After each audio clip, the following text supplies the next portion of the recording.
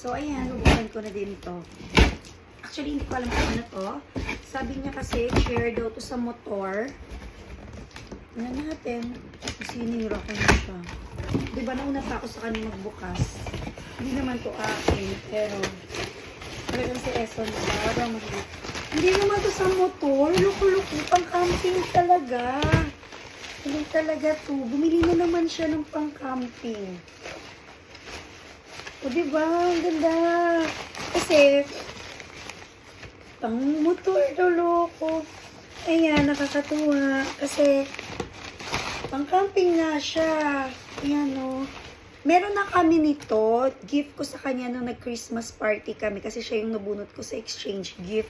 Tapos bumili siya kasi nga, pag nagka-camping kami, ako lang yung gumagamit ng upuan niya. O kaya yung mga kaibigan ko. Kaya, yan bumili siya para meron na rin siyang sarili niya.